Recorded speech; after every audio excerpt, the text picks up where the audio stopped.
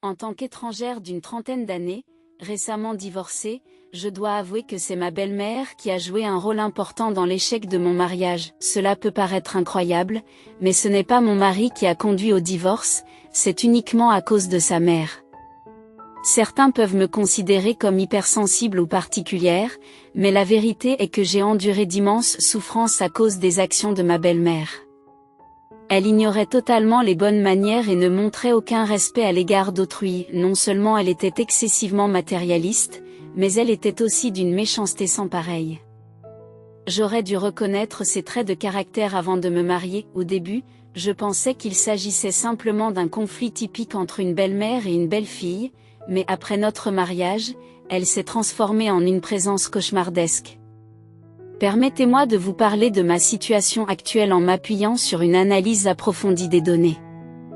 Selon les chercheurs en sciences sociales, les enfants qui grandissent dans les zones rurales ont tendance à avoir un QI inférieur à celui des enfants élevés en milieu urbain. Cependant, je semble défier ces statistiques, car j'ai été considérée comme un prodige bien que j'ai été élevée dans une campagne reculée, ce dont ma mère peut témoigner, alors que les élèves issus de milieux privilégiés ont souvent recours à des cours particuliers pour améliorer leurs notes, je me suis contentée de regarder des émissions éducatives sur PBS et je me suis toujours classée premier de toute l'école. Je parle aujourd'hui avec fierté de cette réussite, mais en réalité, je n'avais guère d'autre solution que les chaînes éducatives pour occuper mon temps. Pendant mon enfance, j'ai beaucoup profité du visionnage de divers documentaires et émissions éducatives. Bien que je sois née en ville, ma mère et moi avons déménagé dans la maison de ses parents à la campagne après son divorce. Malheureusement, ma grand-mère est décédée alors que j'étais à l'école primaire, laissant à ma mère la responsabilité de gérer un petit restaurant qui lui avait été légué. Nous avons donc continué à vivre à la campagne jusqu'à ce que j'entre à l'université. Bien sûr, comme j'étais jeune et immature, je me sentais frustrée par le manque de divertissement et d'endroits intéressants à la campagne. Cependant, avant que je ne puisse exprimer mes plaintes, j'ai vu ma mère travailler sans relâche et lutter pour joindre les deux bouts. Cela m'a incité à me concentrer sur mes études et à convaincre ma mère de m'autoriser à poursuivre des études supérieures en ville. Par conséquent, je me suis consacrée à l'étude de manière intensive, avec des pauses minimales pour manger et dormir. J'ai délibérément évité de me faire des amis, car je pensais qu'ils entraveraient mes études. Ma détermination était de fréquenter une université prestigieuse afin de trouver un bon emploi et de réussir. Ce vœu m'a servi de mantra personnel, m'hypnotisant et m'incitant à croire en mon potentiel. L'excitation et l'impatience m'envahissaient, car je me rappelais constamment que les souhaits désespérés pouvaient se réaliser. Cette croyance s'est concrétisée lorsque j'ai été acceptée à l'université d'Harvard avec beaucoup de succès. La fierté que ma mère ressentait pour moi était évidente, car elle m'a fourni un appartement à Cambridge et des fonds suffisants pour mes dépenses. Cependant, lorsque je me suis aventurée seule et que je me suis séparée de ma mère, j'ai remarqué un changement important chez elle. Elle semblait plus âgée et plus petite, ce qui m'a fait culpabiliser de ne pas m'être mieux occupée d'elle. Je l'ai encouragée à donner la priorité à son bien-être et à consulter un médecin dès qu'elle se sentait mal. Je l'ai rassurée en lui disant qu'elle ne devait pas s'inquiéter pour moi, car je m'occuperais de tout. J'ai insisté sur l'importance pour elle de se faire examiner régulièrement par un médecin, tandis que je me concentrais sur mes études. Déterminée à améliorer notre situation, je me suis promis de gagner suffisamment d'argent pour que ma mère vienne vivre avec moi en ville. D'ici là, j'ai poursuivi avec diligence diverses entreprises, toujours dans le but d'atteindre la réussite financière. Ma confiance en un avenir prospère n'a pas faibli alors que je me consacrais à mes études et que je poursuivais sans relâche la carrière que je souhaitais. Par conséquent, obtenir l'emploi que je souhaitais n'a pas été aussi difficile que prévu. Je m'étais longuement préparée tout au long de mes études, m'assurant que j'étais bien équipée pour toute opportunité professionnelle. Lorsque j'ai appris que j'étais embauchée dans le service de développement de nouveaux produits d'une entreprise internationale de renom, ma mère n'a pas pu contenir sa joie. Elle s'est exclamée avec fierté que j'étais le prodige de notre ville et a fêté l'événement en offrant des plats gratuits à ses clients toute la journée dans son petit restaurant. Malgré ses bonnes intentions, je lui ai rappelé que son entreprise n'était pas une organisation à but non lucratif. Néanmoins, Je n'ai pas pu m'empêcher de me réjouir, je pensais que cela marquait la fin de mes difficultés et le début d'un chapitre plus heureux de ma vie. Ma mère m'a conseillé de ne pas me surmener et de prendre le temps de profiter de la vie. Cependant, elle était loin de se douter des efforts secrets que j'avais entrepris pour atteindre mes objectifs. En souriant, j'ai reconnu ses paroles sans révéler mes réalisations cachées. Au fond de moi, je souhaitais qu'elle aussi prenne le temps de profiter de sa jeunesse et de sa beauté. Néanmoins, ma détermination à gagner de l'argent rapidement et à lui offrir le plus luxueux des condominiums est restée inébranlable. C'est fascinant de voir que vous rêvez d'une vie extravagante et de la voiture la plus chère. Mais laisse-moi te dire, ma chère fille, que la poursuite de tels désirs matérialistes risque d'accaparer toutes tes années de jeunesse. Ne vous laissez pas tromper en pensant que les appartements de luxe ou les voitures de luxe sont l'incarnation d'une bonne vie. Il y a quelque chose de plus que cela, et c'est quelque chose que tu dois découvrir par toi-même. Il est temps pour toi d'explorer tes propres passions et intérêts sans chercher mon approbation. Tu mérites de profiter de la vie parce que tu as déjà fait de moi la personne la plus heureuse en me montrant ton potentiel. Cela me suffit amplement. Après avoir entendu les paroles de ma mère, je n'ai pas pu m'empêcher de me demander ce que ce monde avait d'autre à offrir que de simples possessions matérielles. Ma curiosité est restée sans réponse jusqu'à ce qu'elle soit révélée par quelqu'un d'inattendu, mon ex-mari. Nous nous sommes rencontrés au travail lorsque j'étais plus jeune et qu'il était de 6 ans mon aîné. Il se distinguait dans notre service, non seulement par sa belle apparence, sa grande taille et son grand sens de l'humour, mais aussi par ses capacités exceptionnelles. Alors que les autres femmes au travail étaient attirées par lui, j'ai gardé mes distances. Je me suis plutôt efforcée de le surpasser en termes de professionnalisme et d'efficacité, déterminée à obtenir des promotions plus rapides. J'acceptais des tâches supplémentaires avec beaucoup de diligence, ce qui attirait l'attention de notre chef de service et nous plaçait finalement dans une position concurrentielle. Ironiquement, au milieu de cette rivalité, notre relation s'est renforcée et nous sommes tombés amoureux l'un de l'autre. Il ne comprenait pas pourquoi j'étais distante à son égard et se demandait si quelque chose n'allait pas entre nous. Je l'ai rassuré en lui disant qu'il n'avait rien fait de mal. Mais j'ai admis que j'avais gardé mes distances. Intrigué, il m'a expliqué que lorsqu'une femme prend ses distances avec un homme, c'est généralement parce qu'elle ne l'aime pas beaucoup ou qu'elle a des sentiments pour lui. Comme il n'avait rien fait pour me contrarier, cela ne pouvait que signifier que je l'aimais bien. Je trouvais sa logique amusante, mais ces mots ont touché une corde sensible en moi, réveillant mes émotions. Comme ma mère l'a dit un jour, j'avais peu d'expérience en matière de relations amoureuses, aussi ces avances m'ont-elles submergée comme un raz de marée. Je n'ai ressenti aucune animosité ou compétition à son égard lorsque je l'ai considéré, et je n'ai donc vu aucune raison de rejeter l'intérêt qu'il me portait. Nous avons gardé notre relation secrète sur notre lieu de travail pendant environ 2 ans, car mon mari a commencé à travailler avant moi. Il était exceptionnellement compétent dans son travail. Naturellement, j'ai été plus performante que mes collègues et j'ai rapidement obtenu une promotion. Au cours d'une conversation informelle entre collègues, il a évoqué le sujet du mariage.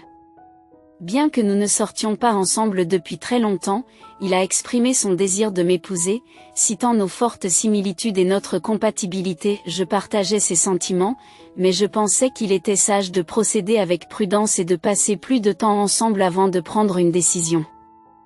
J'avais encore envie d'apprendre, de grandir et d'accomplir davantage de choses. En outre, ma mère se réjouirait de notre mariage. Comme nous avions tous deux des emplois différents, je ne voyais aucune raison pour qu'il quitte son travail simplement parce que nous étions mariés. Ce serait un gâchis. Se marier ne changerait rien de négatif, cela ne ferait qu'améliorer nos vies. En fait, j'avais déjà informé ma mère de notre relation et elle était impatiente de le rencontrer. Je lui ai demandé s'il avait également informé sa mère de mon existence. Il ne l'avait pas encore fait. Je me suis alors demandé s'il avait vraiment l'intention de m'épouser. Je suppose que je me faisais des idées. Je m'excuse de vous accabler de ces pensées, ce n'est pas que je ne veuille pas me marier, mais je ne me sens pas encore tout à fait prête. Cependant, je crois que tu es la personne avec qui je veux passer ma vie. J'ai juste été surprise que tu parles de mariage plus tôt que je ne l'avais prévu. Compte tenu de votre âge, il est raisonnable de penser à épouser quelqu'un que vous aimez. Je n'ai personne d'autre à épouser, alors marions-nous. Une fois que nous serons mariés, je promets d'être encore meilleure. Je traiterai ta mère avec le plus grand respect et la plus grande gentillesse. Il m'a convaincue avec sa proposition enthousiaste, et ce n'était qu'une question de temps. J'ai donc accepté sa proposition et j'ai rapidement commencé à me présenter à sa famille. C'est à ce moment-là que j'ai commencé à avoir des conflits avec ma future belle-famille. La première impression que j'ai eue de ma future belle-mère était frappante. Elle avait un physique imposant et une voix imposante. Ses manières la faisaient ressembler à une femme puissante, de type Amazon. Malgré cela, j'espérais que nous pourrions nous entendre, en supposant qu'elle avait une personnalité unique. Cependant, après une brève conversation avec elle, j'ai eu un sentiment, nous ne pourrions jamais combler le fossé qui nous sépare. Je pensais avoir raison d'hésiter à me marier, mais son comportement ressemblait à une tentative d'affirmer sa domination et de me montrer qui était le chef. Je pensais également que je ne devais pas me montrer vulnérable, mais c'était une erreur de ma part. Cela l'a poussé à me mettre au défi de repousser les limites et de voir qui sortirait vainqueur. Nous étions heureux en apparence, mais à l'intérieur, nous nous livrions en silence à une bataille féroce. D'un autre côté, mon beau-père était plus petit et parlait doucement.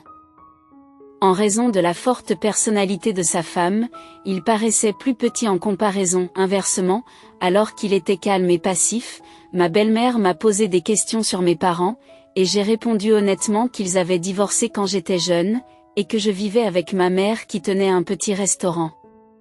Elle s'est ensuite enquise de l'absence de mon père, me demandant s'il avait eu des problèmes de jeu ou des problèmes avec les femmes. J'espérais qu'il ne s'agissait pas de violence domestique, même si cela peut mettre mal à l'aise, il s'agit d'une question importante. Je ne me sens pas mal parce que, à ma connaissance, mon père aimait tellement ses amis et les gens qu'il négligeait sa famille. Oh, je vois. Eh bien, cela suffit, il aurait été préférable que vous apparteniez à une famille plus riche en tant que belle-fille. Néanmoins, comme vous êtes diplômé de l'université de Harvard et que vous travaillez dans la même entreprise que mon fils, je suppose que c'est acceptable. Cependant, je ne tolérerai pas que mon fils soit constamment influencé par votre mère. Certaines belles-mères traitent leurs gendres comme s'ils étaient leurs propres fils, mais je déteste cette idée. Tout comme vous n'êtes pas ma fille, mon fils n'est pas le fils de votre famille. Établissons clairement ce fait. Tu comprends, maman? Pourquoi parles-tu ainsi lors de notre première rencontre? Oh, mon fils, il est important d'être honnête et sincère dès le début. Exprimer ses goûts et ses dégoûts, je me trompe? Non, tu as raison. Ma mère ne traite pas les gens sans réfléchir. Ne vous inquiétez pas, d'un autre côté, je n'aime pas non plus être traitée durement simplement parce que je suis une belle fille, comme vous l'avez dit tout à l'heure, mère. J'estime qu'il est nécessaire d'exprimer d'emblée ce que je n'aime pas. Oh là là, les jeunes d'aujourd'hui sont si audacieux. D'accord, j'essaierai de garder cela à l'esprit. Oh, je peux être moins formelle maintenant? Après tout, nous allons bientôt être une famille. Maintenant que j'y pense, j'ai eu ce genre d'échange avec ma future belle-mère lorsque nous nous sommes rencontrés pour la première fois. L'ambiance autour de ma belle famille tournait entièrement autour de ma belle-mère et de notre mariage. Elle prenait en charge les préparatifs sans hésitation, à tel point que je ne pouvais m'empêcher de me demander si c'était bien mon mariage ou le sien. Personnellement, je pensais que le deuxième lieu que nous avons visité serait plus approprié pour la cérémonie. Ma belle-mère m'a déconseillé de porter une robe de mariée tapa accent grave-l'œil, qui risquerait de paraître de mauvais goût. Elle m'a plutôt suggéré de me faire une robe sur mesure au même endroit. J'ai accepté et j'ai pris les dispositions nécessaires.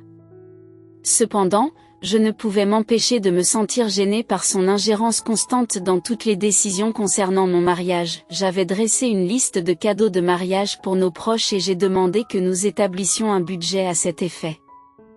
J'ai également indiqué que je contribuerais financièrement à notre maison de jeunes mariés et aux dépenses liées au mariage. Malgré cela, j'ai exprimé mon mécontentement face à son implication excessive.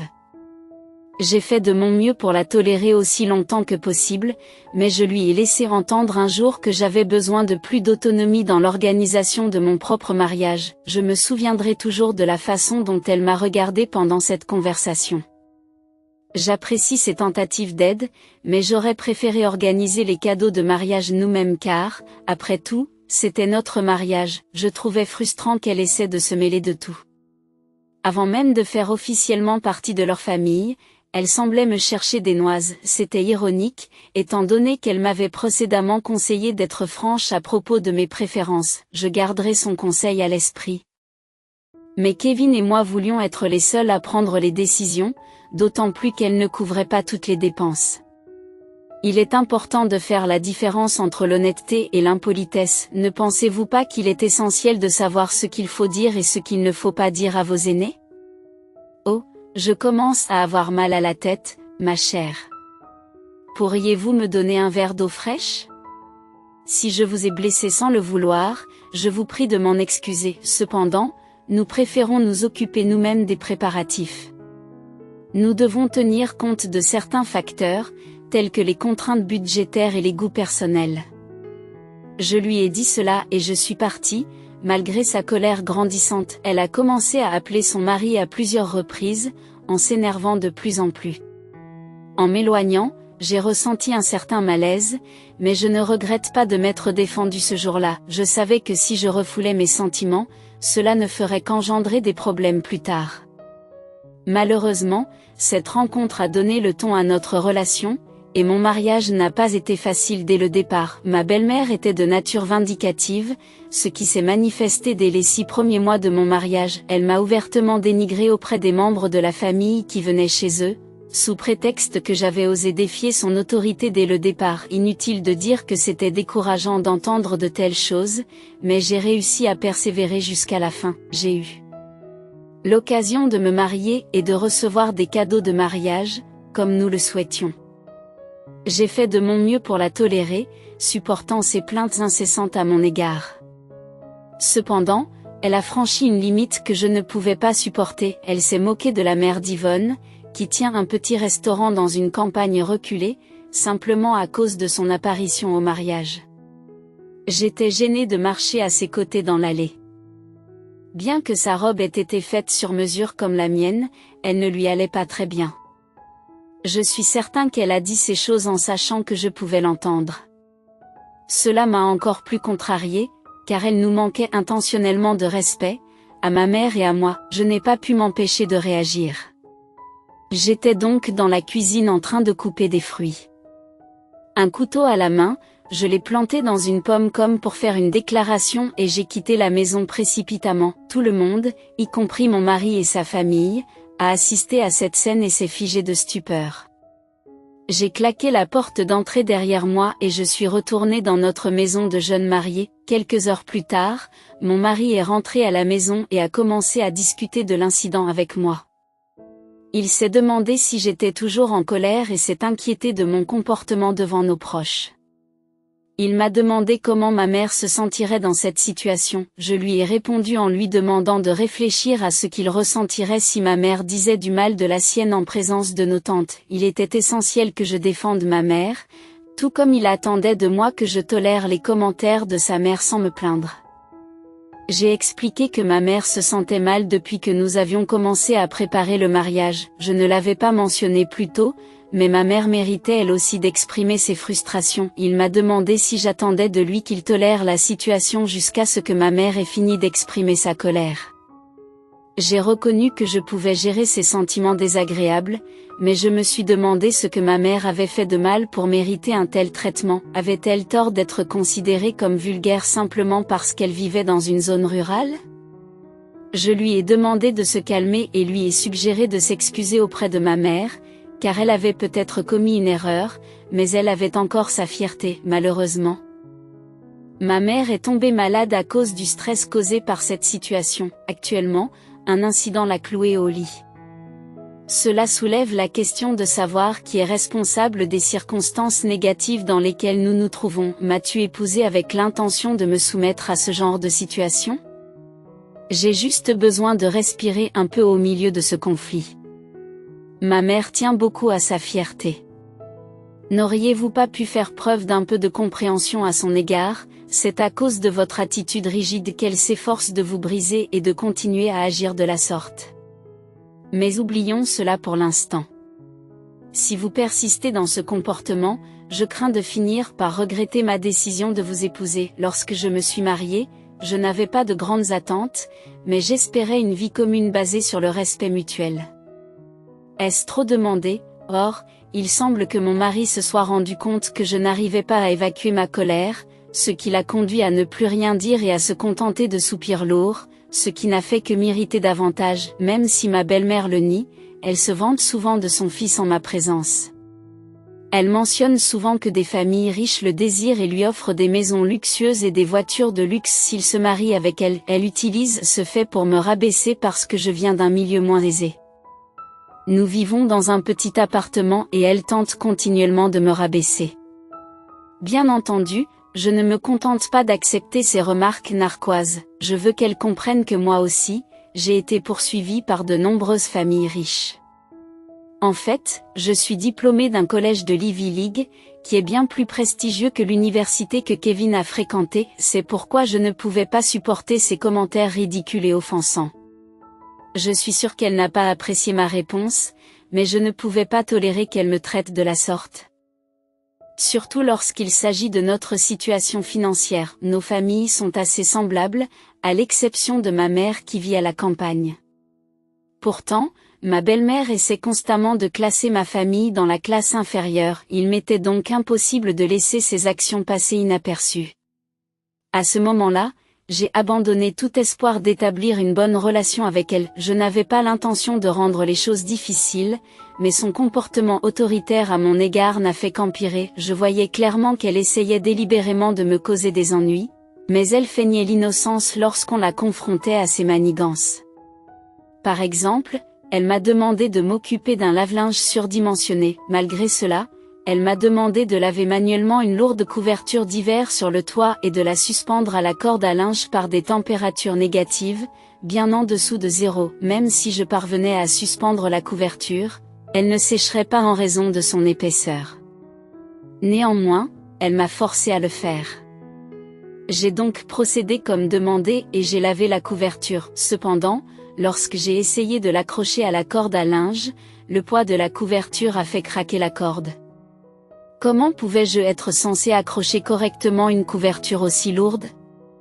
Aujourd'hui, la couverture est sale et j'ai honte. Serait-il préférable de la porter au pressing? J'ai l'habitude de laver les couvertures à la main à la maison. Comment pouvez-vous me suggérer de la porter au pressing? Je vais relaver la couverture et installer le séchoir, alors laissez-la là, d'accord, mais vous ne pensez pas que la couverture ne séchera pas par ce temps? Elle pourrait geler, tu sais? Pourquoi ne peux-tu pas simplement m'obéir sans ajouter ton grain de sel? Tu dois toujours répondre pour te sentir mieux dans ta peau, c'est comme ça que ta mère t'a élevé? Peu importe. Il semble que tu me renfrogneras à nouveau si je mentionne ta mère. Lavez-le à nouveau et mettez-le sur la grille de séchage. Ensuite, va acheter des côtes à bouillir, et assure-toi de rester près de la cuisinière pour les surveiller afin qu'elles ne débordent pas. J'ai une réunion tôt demain matin. Et alors? C'est ton travail, mais être belle-fille, c'est ma responsabilité. J'avais beaucoup à dire, mais je me suis tue. Elle le faisait délibérément, il était donc inutile de parler.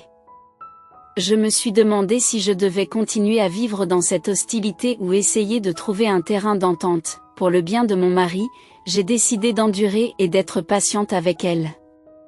Ainsi, lorsque je n'en pourrai plus, je pourrai dire que j'ai fait de mon mieux. J'ai donc choisi de ne pas discuter avec elle et de faire ce qu'on me demandait. J'ai relavé la couverture et je l'ai mise à sécher, même si je n'étais pas sûre qu'elle sécherait vraiment. J'ai regardé les côtes bouillir sur la cuisinière tout en me préparant pour ma réunion, et j'ai à peine dormi. Bien que conscient des difficultés auxquelles je faisais face, mon mari était préoccupé par un nouveau projet de travail et ne me prêtait aucune attention. Déterminée à ne pas le perdre, j'ai fait des heures supplémentaires jusque tard dans la nuit et je suis restée au travail sans me reposer. C'est alors que ma belle-mère m'a appelé. « Tu as passé la nuit au travail ?» Je n'avais pas l'intention de lui dire, mais comment pourrais-je épouser une femme comme vous qui est si dévouée au travail ? Vous devriez travailler après avoir préparé le petit déjeuner de votre mari. Je lui préparais toujours un petit déjeuner chaud et complet tous les matins avant qu'il ne parte au travail. Je me sentais épuisée, mais son appel m'a instantanément réveillée. Ce n'est pas comme si j'étais en train de glander quelque part. Elle m'a bouleversée en me grondant comme si j'avais commis un grave péché. Et je n'en pouvais plus. Je lui ai dit que je ne ferais pas ce genre de travail. Bien sûr, elle est devenue furieuse, et mon mari s'est également mis en colère, me demandant si j'essayais d'éviter d'être la belle-fille de sa famille. Vous savez quoi ? Si vous continuez à vous comporter de la sorte, je ferais mieux de quitter mon travail. Après tout, mon salaire est plus élevé que le tien, et comme nous n'avons pas encore d'enfants, je peux facilement subvenir à nos besoins à tous les deux. Tu n'as pas à t'inquiéter de prendre soin de moi, car je prendrai soin de toi. Mettez-vous en doute ma capacité à le faire ? Si j'envisage de démissionner, c'est parce que tu es constamment en conflit avec ma mère et que tu utilises le travail comme excuse. Pensez-vous que votre mère agit de manière appropriée ? Il est évident qu'elle est impolie et méchante avec moi, mais je continue à la tolérer et à faire ce qu'elle dit. Avez-vous déjà dû laver une énorme pile de linge par un temps glacial alors que vous dormiez profondément et que vous étiez bien au chaud ? Je l'ai fait et je suis allée travailler en dormant peu. Je ne m'en suis pas plaint. Alors pourquoi en parler maintenant ? Suggérez-vous que c'est le devoir d'une belle-fille d'endurer ces choses ? Eh bien, qu'en est-il du devoir d'un gendre ? N'avez-vous pas promis de bien traiter ma mère ? Quand l'avez-vous appelée pour la dernière fois ? Les excuses comme être occupé ou avoir des horaires différents ne suffiront pas. Vous manquez de respect à ma mère. Ne change pas de sujet. Je sais que tu n'es pas stupide, alors arrête de faire semblant de ne pas comprendre. Mets-toi à ma place et tu trouveras la réponse. Tu défends ta mère ? Tu me déçois vraiment. Depuis ce jour, mon mari et moi nous sommes éloignés l'un de l'autre. Au fond de moi, j'ai toujours su que ce jour viendrait. Je n'ai jamais pensé que cela arriverait avec mon mari, mais dès que ma belle-mère s'en est mêlée, j'ai réalisé que je n'avais aucun soutien de la part de mon mari. Si j'avais su que ce serait la réalité décevante de la vie conjugale, j'aurais choisi une autre voie. Je ne voulais pas, mais j'ai commencé à regretter de m'être mariée. Si mon mari et moi devons être parallèles l'un à l'autre, la fin est évidente. Alors que je réfléchissais à tout cela, un incident décisif s'est produit. Les parents de mon mari étaient impatients d'avoir un petit enfant, mais comme nous ne tombions pas enceintes alors que nous étions mariés depuis plus d'1 an, ils se sont inquiétés. Je pensais que c'était normal, compte tenu de l'état de notre relation et de notre manque d'intimité, mais ma belle-mère n'a cessé de me pousser à consulter un médecin et à faire un test. Je n'avais rien d'anormal, mais ma belle-mère ne cessait de s'en préoccuper. Pour la soulager, j'ai décidé de l'accompagner chez le médecin. Après avoir subi divers tests, les résultats ont montré que j'étais tout à fait normale. Cependant, ma belle-mère n'a pas tenu compte de ces résultats et s'est demandé pourquoi je ne tombais pas enceinte s'il n'y avait rien d'anormal. Le médecin a expliqué que l'infertilité pouvait avoir différentes causes, mais elle semblait croire que j'étais responsable. Elle a refusé d'accepter les explications du médecin et a demandé conseil à une voyante. Cette dernière a contredit les résultats des tests en affirmant qu'il était possible que je porte un enfant d'après mon horoscope. Ma belle-mère a continué à me reprocher notre incapacité à concevoir et m'a même menacé de ruiner l'héritage familial si je ne divorçais pas de son fils. Cette accusation absurde m'a laissé sans voix. Même son fils a pris la parole, se demandant comment elle pouvait exiger le divorce uniquement parce que nous ne pouvions pas avoir d'enfant, alors que l'hôpital avait confirmé que j'allais bien. Autrefois, les femmes étaient ostracisées si elles ne parvenaient pas à concevoir un enfant, indépendamment des progrès de la médecine. Aujourd'hui, nous comprenons que certains facteurs, tels que les influences astrologiques, sont incontrôlables. Mais pourquoi ma belle-mère ne pouvait-elle pas accepter que je sois normale et que je ne parvienne pas à tomber enceinte ? Elle s'obstinait à croire que mon incapacité à concevoir faisait de moi une moins bonne femme. C'était injuste et blessant. J'ai suggéré que si j'étais effectivement normale et que je souffrais d'infertilité, le problème venait peut-être de Kevin. Mais ma belle-mère n'a jamais suggéré qu'il fasse un test de dépistage. C'était comme si elle voulait qualifier mon mari en parfaite santé de stérile. Frustrée, je l'ai confrontée, me demandant pourquoi elle disait des choses aussi blessantes.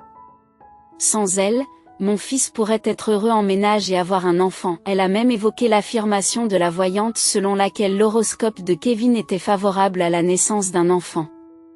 Elle a essayé de le convaincre qu'il ne devrait pas vivre sans un enfant qu'il appelle papa.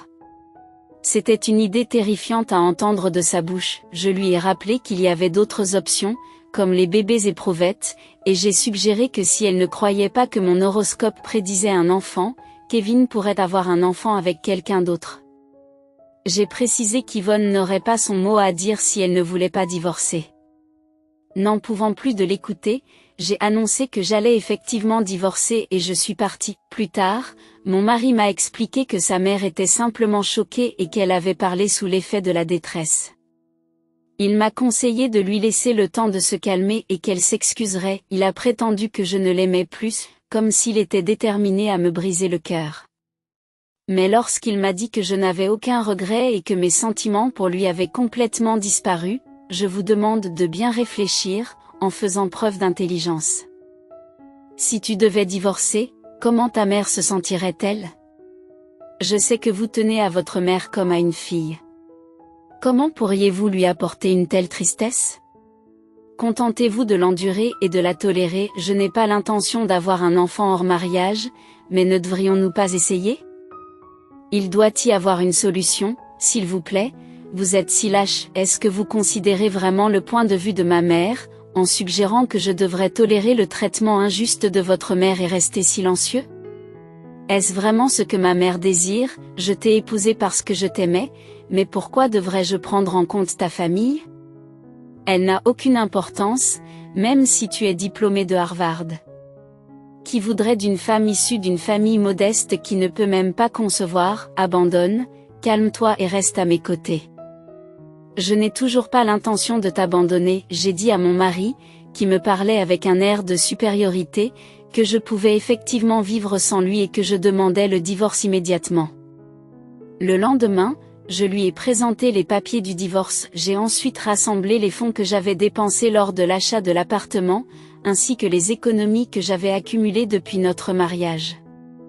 J'ai emballé mes affaires avec facilité et je suis partie. J'ai mis en vente sur un site de meubles d'occasion tous les objets que j'avais acquis pendant notre mariage. Heureusement, ils se sont vendus rapidement.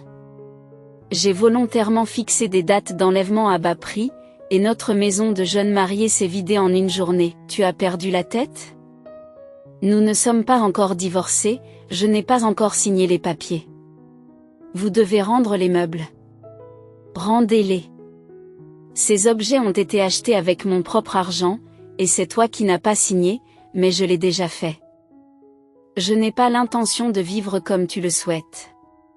Allez-y et épousez quelqu'un de riche et de prestigieux. Je me demande si elle pourra supporter ta mère grossière, mais quoi qu'il en soit, dépêche-toi de signer les papiers du divorce. Si ce n'est pas le cas, j'intenterai une action en justice pour le contester. Mon mari a été choqué de trouver la maison vide et m'a appelé, mais nous nous sommes disputés et je lui ai raccroché au nez. J'ai alors pris tous mes jours de vacances disponibles et je suis allée chez ma mère. Lorsque j'ai vu ma mère travailler au restaurant, je n'ai pas pu m'empêcher de fondre en larmes. Je lui ai dit que je reviendrais. Lorsque j'ai réussi, mon apparence était si pitoyable que je n'ai pu m'empêcher de m'apitoyer sur mon sort. Cependant, ma mère m'a soutenue et m'a assuré que tout allait bien. Lorsque je l'ai informée de mon divorce imminent, ma mère s'est arrêtée un instant et a compris les difficultés que j'avais dû rencontrer, n'ayant personne à qui me confier. Elle m'a encouragée à lui faire part de mes difficultés, car elle m'aurait défendu et aurait renversé la situation. Cela m'a surpris, car ma mère n'avait jamais élevé la voix contre quelqu'un auparavant. Elle m'a rappelé que j'avais plus d'ancienneté qu'elle en matière de divorce, et qu'il était décourageant de voir sa propre fille traverser une telle douleur émotionnelle. Ma mère me connaissait bien, mais elle a choisi de ne pas se mêler de mes affaires. Cependant, elle m'a assuré que si elle avait été à ma place, elle aurait eu le courage de se lever et de dire clairement à mon ex-mari que s'il refusait de signer les papiers du divorce, j'engagerais une action en justice contre lui. Cela a eu un impact profond sur moi, et j'ai trouvé du réconfort dans la façon dont ma mère m'a parlé, me donnant la force de continuer. Suivant ses conseils, j'ai confronté mon mari et même sa mère a rendu visite à notre restaurant familial le lendemain, alors que j'aidais ma mère. Ma belle-mère a regardé autour d'elle et a critiqué de manière désobligeante l'humble établissement, se demandant pourquoi ma mère travaillait dans un endroit aussi miteux. Cela m'a profondément irritée et je me suis demandé pourquoi elle m'avait suivi jusqu'à cet endroit isolé et s'était comportée de manière aussi grossière. J'étais sur le point de la mettre à la porte, mais ma mère est intervenue avant que je ne puisse agir, révélant une facette d'elle jusqu'alors inconnue. Elle a exigé une explication pour sa présence et a fermement déclaré qu'elle était d'accord avec le divorce, car il était évident que nos familles étaient incompatibles. Elle a clairement indiqué qu'il valait mieux que nous nous séparions. La fermeté de ma mère m'a surpris et m'a donné une nouvelle perspective sur son caractère. La conversation a dérivé sur nos conditions de vie et ma belle-mère s'est demandé comment ma mère pouvait prendre sa retraite confortablement dans un endroit aussi petit. Elle a laissé entendre que nous comptions sur mon soutien financier après sa retraite. Pour défendre notre choix, ma mère a souligné que même si nos conditions de vie n'étaient pas luxueuses, nous étions propriétaires de notre bien. Si nous la vendions, nous pourrions mener une vie agréable en périphérie de la ville. D'un autre côté, ma belle-mère vivait dans un petit espace exigu. La façon dont elle envisageait de subvenir à ses besoins une fois à la retraite ne nous concernait pas. Face à la position inébranlable de ma mère, la conversation a tourné court. Je comprends vos inquiétudes quant à l'avenir de votre fille, mais permettez-moi de vous assurer que mon fils est un bel homme qui a réussi. Trouver un nouveau partenaire ne sera pas un problème pour lui. Mais qu'en est-il de votre fille ? Serait-il approprié que je lui présente un veuf avec un enfant ? Je comprends maintenant pourquoi elle voulait divorcer depuis tout ce temps. Je n'ai jamais su à quel point vous étiez strict, Boris. Pour lui permettre de se marier, tu as dit que leur statut social ne correspondait pas ? C'est exact. Nos circonstances sont différentes. Avez-vous l'intention de prendre votre retraite et de vivre à la périphérie de la ville ? Lorsque je prendrai ma retraite, ma fille et moi vivrons en ville. Je n'ai pas besoin de travailler car j'ai suffisamment de revenus grâce à la location de biens immobiliers. Ce restaurant nous a été légué par ma mère et nous avons des clients fidèles qui le font fonctionner avec succès. Je ne suis pas du genre à me vanter de mon argent, mais je suis financièrement stable. Êtes-vous en train de dire que l'horoscope de ma fille lui prédit qu'elle ne pourra pas concevoir d'enfant ? Qui est cette diseuse de bonne aventure dont vous parlez ? Le médecin de l'hôpital a confirmé qu'elle n'avait aucun problème de fertilité. Sur quelle base l'accusez-vous d'être infertile ? Il est absurde d'entendre de telles affirmations. En outre, si ma fille ne veut pas avoir d'enfant, je soutiendrai sa décision. Son bonheur est ma priorité absolue. Mais s'il vous plaît, traitez ma précieuse fille avec respect et partez tout de suite. Il est clair que les deux parties souhaitent ce divorce. Dites à votre fils de ne pas hésiter et de signer les papiers du divorce immédiatement. En parlant d'argent, en avez-vous vraiment beaucoup ? Recevez-vous vraiment un loyer ? Est-ce que vous me mentez ? Ma mère fit une remarque qui lui parut incroyable. À ce moment-là, un client assis dans un coin du restaurant intervient et dit « Écoutez, Madame, il se trouve que la mère d'Yvonne est la personne la plus riche de ce quartier, elle est même propriétaire de cet immeuble. Malheureusement, vos actions vous ont conduit à gâcher un coup de chance. » « C'est vrai ? » demande-t-elle. « Pourquoi n'avez-vous pas partagé un fait aussi important avec moi ? Si vous avez de l'argent, vous auriez dû le mentionner. Pourquoi avez-vous tous les deux fait semblant de ne rien avoir alors que vous étiez riches ? N'est-ce pas étrange ? Je trouve votre comportement étrange. Si vous n'avez rien, agissez comme tel et partez. J'ai envie de vous verser un seau d'eau, mais j'essaie de me contrôler. Ayons une conversation civilisée. Nos enfants ne sont pas encore divorcés. Yvonne, apporte-moi un seau d'eau, remplis-le à ras-bord. Oh, je suis désolée, je m'excuse. Votre fille est incroyablement volontaire, alors j'ai simplement testé sa résistance. Je ne comprenais pas son entêtement, mais maintenant je réalise qu'elle a quelqu'un sur qui compter. Moi, je ne tolérerai pas d'avoir un gendre avec une mère autoritaire comme vous, alors s'il vous plaît, donnez-moi une autre chance de m'exprimer. Opportunité. Je m'occuperai de votre fille comme si c'était la mienne. J'ai été trompée par les paroles d'une diseuse de bonne aventure, et même ma belle-mère s'est accrochée à la chemise de ma mère. En réponse, ma mère m'a pris un seau d'eau et l'a aspergé sur elle. Le choc l'a immobilisée et elle est restée figée sur place. Les spectateurs ont alors commencé à se rassembler et elle s'est sentie honteuse, fuyant le bâtiment comme si elle s'échappait. Je pensais que son orgueil l'amènerait à demander le divorce immédiat pour son fils, mais après lui avoir parlé, il a essayé de faire semblant et s'est excusé auprès de moi. Je n'ai pas perdu de temps pour demander une assistance juridique et j'ai engagé un avocat. Comme nous n'avions pas de biens à partager, j'ai demandé une indemnisation au titre de la souffrance morale causée. Heureusement, la visite de ma belle-mère au restaurant a fourni une abondance de témoins à l'appui de notre cause, ce qui a permis d'obtenir un jugement rapide. Bien sûr, la nouvelle de notre divorce s'est répandue sur mon lieu de travail, mais j'ai refusé de démissionner. C'est mon mari et sa mère qui étaient responsables de la fin de notre mariage. Et c'est donc lui qui a fini par démissionner.